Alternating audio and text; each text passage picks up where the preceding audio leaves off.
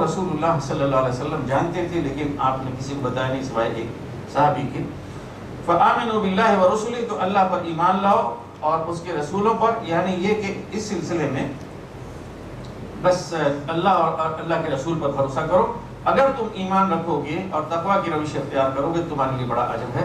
آخر میں ان لوگوں کو وارننگ دی گئی ہے کہ جو اپنے مال بچا کے رکھتے تھے اور اللہ کی راہ میں جہاد کرنے کے لیے خرچ نہیں کرتے تھے، فرمایا کہ جو لوگ وہ مال جو اللہ تعالیٰ نے انہیں عطا فرمایا اپنے فضل سے، اس میں بخل کرتے ہیں تو اس کو نہ سمجھیں کہ بڑا اچھا کوئی کام کر رہے ہیں۔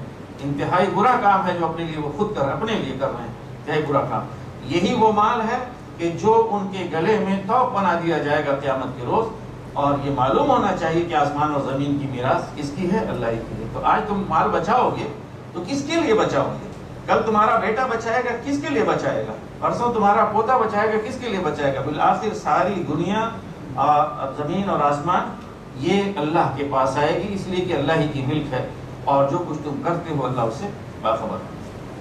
لقد سمع الله قول الذين قالوا إن الله فقير ونحن أغنياء سنكتب ما قالوا وقتلهم الأنبياء بغير حق ونقول ذوقوا عذاب الحريق ذلك بما قدمت أيديكم وأن الله ليس بظلام للعبيد الذين قالوا إن الله عهد إلينا ألا نؤمن لرسول حتى يأتينا بقربان تأكله النار قل قد جاءكم رسل من قبلي بالبينات وبالذي قلتم فلم قتلتموهم إن كنتم صادقين فإن كذبوك فقد كذب رسل من قبلك جاءوا بالبينات والزبر والكتاب المنير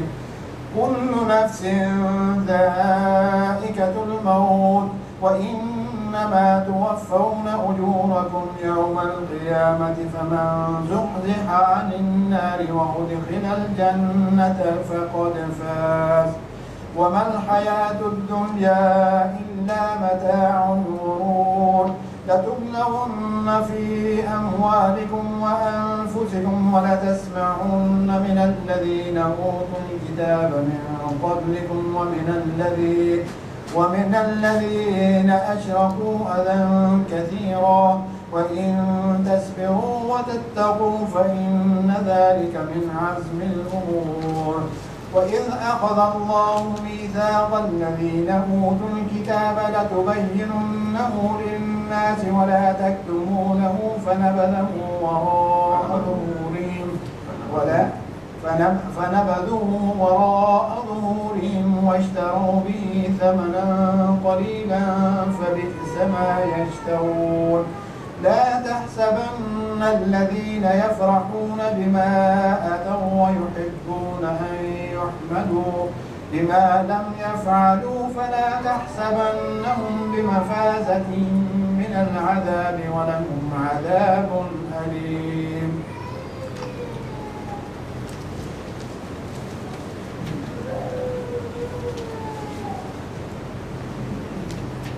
اللہ نے ان لوگوں کا قول سنا جو کہتے ہیں کہ اللہ فقیر ہے اور غنی ہیں۔ ان کی یہ باتیں بھی ہم لکھ لیں گے، اور اس سے پہلے جو پیغمبروں کو ناحق قتل کرتے رہے ہیں وہ بھی ان کے نامہ اعمال میں ثبت ہے۔ جب فیصلہ کا وقت آئے گا اس وقت ہم ان سے کہیں گے کہ لو اب عذاب جہنم کا مزہ چکھو، یہ تمہارے اپنے ہاتھوں کی کمائی ہے، اللہ اپنے بندوں کے لیے ظالم نہیں ہے۔ جو لوگ کہتے ہیں اللہ نے ہم کو ہدایت کر دی ہے کہ ہم کسی کو رسول تسلیم نہ کریں جب تک کہ وہ ہمارے سامنے ایسے قربانی نہ کرے جسے غیب سے آ کر آگ کھا لے، ان سے کہو تمہارے پاس مجھ سے پہلے بہت سے رسول آ چکے ہیں جو بہت سی روشن نشانیاں لائے تھے، اور وہ نشانی بھی لائے تھے جس کا ذکر تم کرتے ہو، پھر اگر ایمان لانے کے لیے یہ شرط پیش کرتے ہوئے تم سچے ہو تو ان رسولوں کو تم نے کیوں قتل کیا؟ اب اے محمد صلی اللہ علیہ وسلم، اگر یہ لوگ تمہیں جھٹلاتے ہیں تو بہت سے رسول تم سے پہلے جھٹلائے جا چکے ہیں جو کھلی کھلی نشانیاں، صحیفے اور روشنی بخشنے والی کتابیں لائے تھے۔ آخرکار ہر شخص کو مرنا ہے اور تم سب اپنے اپنے پورے اجر قیامت کے روز پانے والے ہو۔ کامیاب دراصل وہ ہے جو آتش دوزخ سے بچ جائے اور جنت میں داخل کر دیا جائے۔ رہی یہ دنیا تو یہ محض ایک ظاہر فریب چیز ہے۔ مسلمانوں تمہیں مال و جان دونوں کی آزمائش پیش آ کر رہیں گی اور تم اہل کتاب اور مشرکین سے بہت سی تکلیف دہ باتیں سنو گے. اگر ان سب حالات میں تم صبر اور خدا ترسی کے روش پر قائم رہو تو یہ بڑے حوصلہ کا کام ہے. ان اہل کتاب کو وہ عہد بھی یاد دلاؤ جو اللہ نے ان سے لیا تھا کہ تمہیں کتاب کی تعلیمات کو لوگوں میں پھیلانا ہوگا, انہیں پہ پوشیدہ رکھنا نہیں ہوگا, مگر انہوں نے کتاب کو پس پش ڈال دیا اور تھوڑی قیمت پر اسے بیچ ڈالا. کتنا برا کاروبار ہے جو یہ کر رہے ہیں. تم ان لوگوں کو عذاب سے محفوظ نہ سمجھو جو اپنے کرتوتوں پر خوش ہیں اور چاہتے ہیں کہ ایسے کاموں کی تعریف انہیں حاصل ہو جو فی الواقع انہوں نے نہیں کیے ہیں. حقیقت میں ان کے لیے دردناک سزا تیار ہے. زمین و آسمان کا مالک اللہ ہے اور اس کی قدرت سب پر حاوی ہے.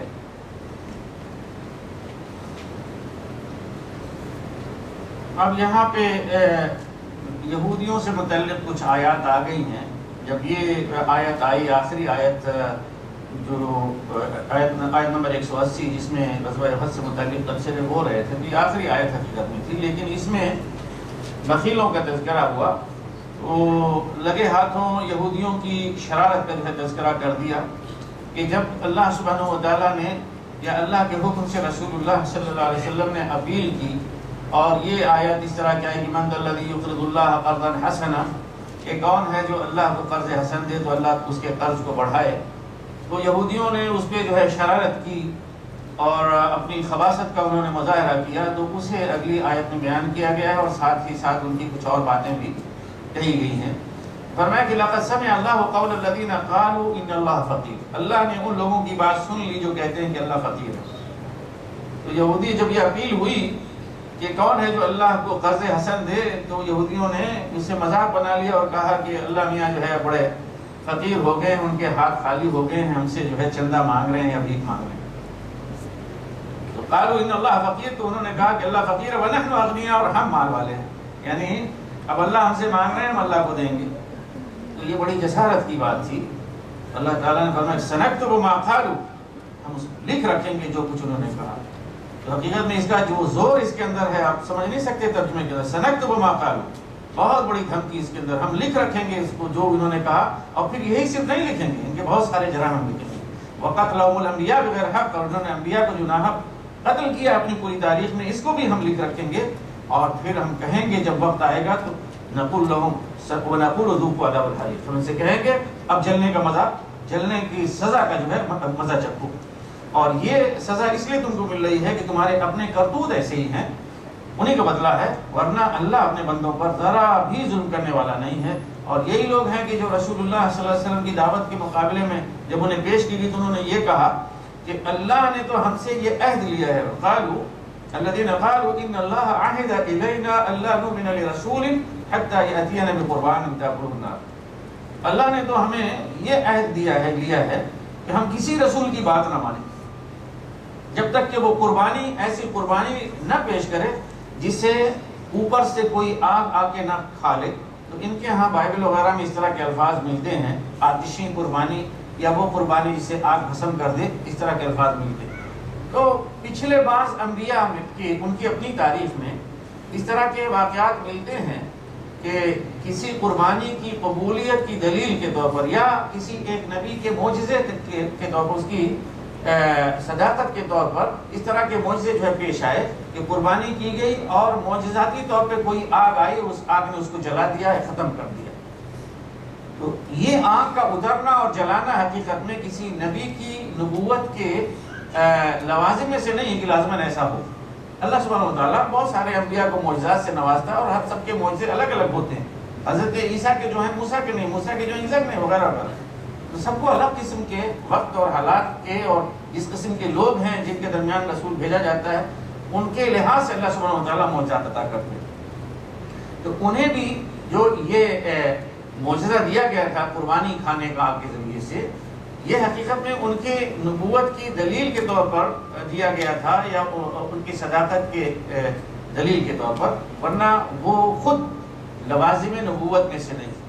لیکن بینہما, یہاں پہ کہا جا رہا اچھا ٹھیک ہے قربانی پیش کرے تو آپ ایمان لائیں گے, تو اس وقت کیوں نہیں ایمان لائے جب تمہارے اپنے اسی مطالبے کے مطابق نبی آئے, انہوں نے تمہارا مطالبہ پیش کیا, انہوں نے قربانی پیش کی, انہیں انبیاء کو تم نے قتل کیا, ان کو جھٹلایا. یعنی تمہاری اپنی تاریخ اس طرح کی رہی. تو رسول اللہ صلی اللہ علیہ وسلم کو تسلی دی کہ اے محمد صلی اللہ علیہ وسلم اگر یہ لوگ آپ کو جھٹلاتے ہیں تو یہ کوئی نئی بات نہیں کہ کوئی پہلے آپ رسول ہیں کہ جس کو جھٹلایا جا رہا ہے. آپ سے پہلے بہت سارے رسول آئے, ان کی قوموں نے بھی ان کو جھٹلایا, حالانکہ وہ واضح تعلیمات لے کر آئے تھے, صحیفے لے کر آئے تھے, روشنی بخشنے والی کتابیں لے کر آئے تھے. بہرحال ہر جان کو موت آ کے رہے گی, ہر انسان کو مرنا ہے, کوئی دنیا میں رہنے کے لیے نہیں آیا ہے, ہر انسان کو مرنا ہے, موت کا مزہ چکھنا ہے, اور پھر سب کے سب تم سب کے سب اللہ کے حضور حاضر ہوگے اپنے اعمال کے ساتھ, اچھے یا برے. اس دن تمہارا بدلہ تمہارے اعمال کے مطابق بھرپور دے دیا جائے گا. تو کامیابی اس دن کی ہے اور ناکامی بھی اسی دن کی ہے. تو اس دن جو آگ سے بچا لیا گیا, یعنی جہنم کی آگ سے بچا لیا گیا اور جنت میں داخل کر دیا گیا, تو حقیقت میں کیا ہے کہ اس کے بارے میں فرمایا کہ فقط فاز, تو وہ جیت گیا, وہ کامران اور کامیاب رہا. اور ومل حیات الدنیا الا متاع الغرور, رہ گئی دنیا کی زندگی, مال ہے, کوٹھی ہے, دولت ہے, گاڑی ہے اور یہ ہے, تو یہ دنیا کا سامان ہے, اور دنیا کا سامان دھوکے کا سامان ہوتا ہے. پھر اہل ایمان کو کہا, جس طرح سورہ بقرہ میں کہا گیا تھا, وہی بات یہاں بھی دہرائی گئی, تمہاری آزمائش ہوگی, جان اور مال دونوں میں آزمائش ہوگی. تمہاری تجارت کو نقصان ہوگا, مال و دولت کو نقصان ہوگا, خود تمہارا اپنا جانی نقصان ہوگا, تمہارے اپنے گھر کے لوگ مارے جائیں گے. یہ آزمائشیں تمہیں آئیں گی, اور ساتھ ہی تم بہت ساری تکلیف دہ باتیں, دل آزار باتیں یہودیوں سے اور مشرکوں سے سنو گے, لیکن تم صبر کرو, تقویٰ کرو. اگر صبر اور تقویٰ کا مظاہرہ کرو گے تو یہی عظیمت والی بات ہے, یعنی اہل ایمان کی شان نشان یہی بات ہے. اور فرمایا کہ اللہ تعالیٰ نے اہل کتاب سے تو یہ وعدہ لیا تھا کہ کتاب کو جو ہے وہ لوگوں کو پڑھ کر سنائیں گے, واضح کریں گے اور اس سے چھپائیں گے نہیں, لیکن انہوں نے اس کتاب کو اپنی پیٹھ کے پیچھے ڈال دیا. مطلب یہ ہے کہ حضرت موسیٰ علیہ السلام نے بھی یہ وعدہ لیا تھا کہ تورات کے احکام کو واضح طور پر گلی کوچے میں, ایک ایک گلی میں جو ہے سنایا جائے گا, اور اسے یہ کہا گیا تھا کہ ہر موڑ پر اور نکڑ پر, ہر اونچی زمین پر پتھروں کی سلوں پہ اسے لکھا جائے گا, تاکہ لوگ سنیں بھی اور دیکھیں بھی اور پڑھیں بھی. اتنا اہتمام کسی اور نبی نہیں کیا تھا تورات کے بارے میں, کہ ہر گلی میں, ہر کوچے میں, ہر بلند جگہ پہ, ہر ٹیلے پہ, ہر اسے جو ہے لکھا جائے.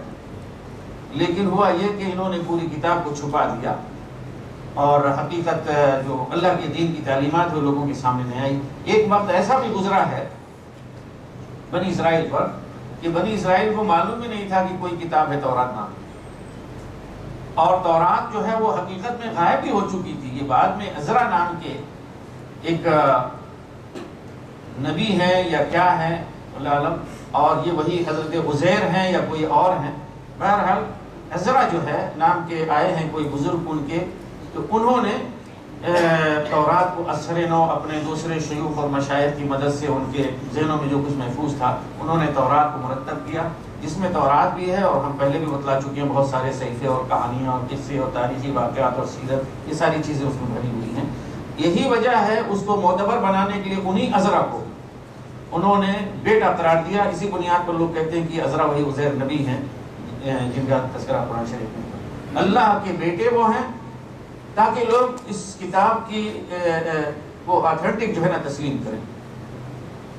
اور یہ بھی کہ فرمائے کہ لا تحسبن الذين يفرحون بما اتوا ويحبون ان يحمدوا بما لم يفعلوا فلا تحسبنهم بمفازة من عذاب, کہ جو کرتوت یہ کر رہے ہیں اور اس پہ بڑے مگن ہو رہے ہیں,